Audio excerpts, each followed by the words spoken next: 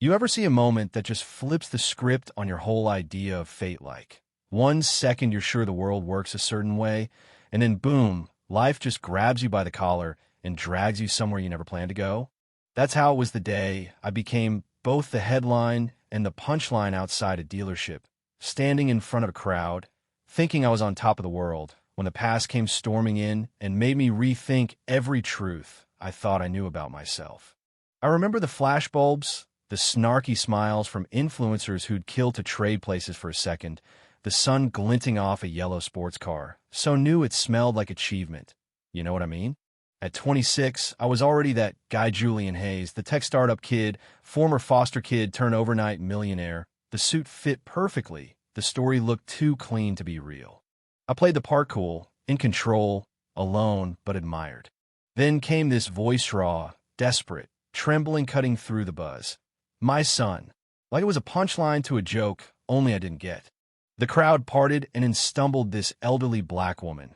No shoes, hair wild, dress faded and clinging to her in the breeze, eyes burning with some mix of hope and agony, like she'd been holding onto a storm for decades.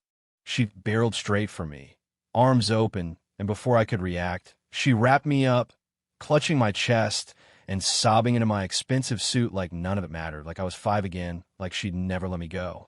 Phones came out, people whispered, the world stopped spinning for just a second. "You're my boy," she cried, her whole body shaking. "You're him. I know those eyes anywhere." I tried to speak, to tell her she'd made a mistake, but she just held on tighter, telling everyone how I'd been taken from her as a baby, how she'd never stopped searching, how I was named Emmanuel after her grandfather. Security tried to move her, but I waved them off, my heart suddenly pounding in my chest, some weird recognition I couldn't explain. All my life, the adoption agency told me my parents were gone, just check boxes in some Felino names, no faces. But standing there, I felt something shift, a crack opening up inside me. I couldn't sleep that night, not with her voice echoing in my head, her tears on my shirt, the way she looked at me like I was a miracle she'd waited her whole life to find. The next morning, like some scene from a movie, I found her again, sitting against the wall, clutching a crumpled old photo and a broken locket. She looked up, hope and fear wrestling in her eyes. "You came back," she whispered. "I just want to talk," I said, sitting down beside her, not caring who watched. She handed me the photo, so faded you could barely see the face of a woman holding a baby in a hospital bed. "That was the last time I held you," she said, voice ragged. My hand shook. "Why did they take me?" I asked, the words catching in my throat. She told me about working 2 jobs, leaving me with a neighbor for just 2 hours, and how someone called Child Protective Services. Gone, just like that, no lawyer, no money, no second chance. She tried, she really tried, but the system sealed everything away. All she had left was a mother's gut feeling that her boy was out there somewhere. When she saw me on the news, standing there in a suit, driving that ridiculous car, she recognized the eyes-me father's eyes, she said, who was white and blonde, left her to raise me alone. Yeah, that threw me for a loop. All this time, I thought I knew my story. Turns out, I'd only known the cover. "Would you take a DNA test?" I asked, my voice barely more than a whisper. She nodded, eyes shining but steady. "I don't want your money," she said. "I just want the truth. To know if you're really my son." And for the first time in a long time, I realized how little I knew about what really mattered. We did the test private lab. Hush, hush. Walking into that clinic, my heart tried to leap out of my chest. Maybe I hoped she was right. Maybe I was scared of being that lost boy again if she wasn't. The results came in a heavy envelope. Alone in that sterile room, staring at the words parentage probability, 99.9%, it felt like gravity itself shifted. She was my mother, not just some stranger in the street, me, flesh and blood.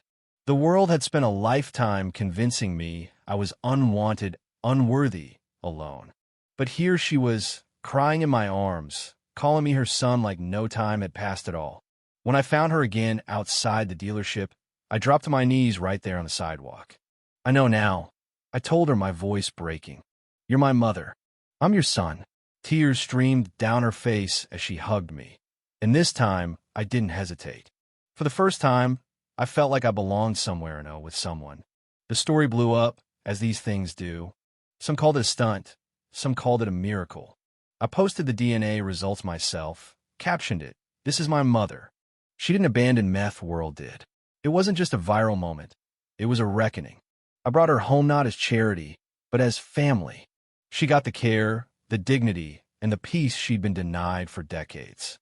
When asked what made me the angriest, I said it was how easily everyone ignored her, how the world treats the poor like they're invisible, how the system can rip apart a family and convince a kid he never mattered.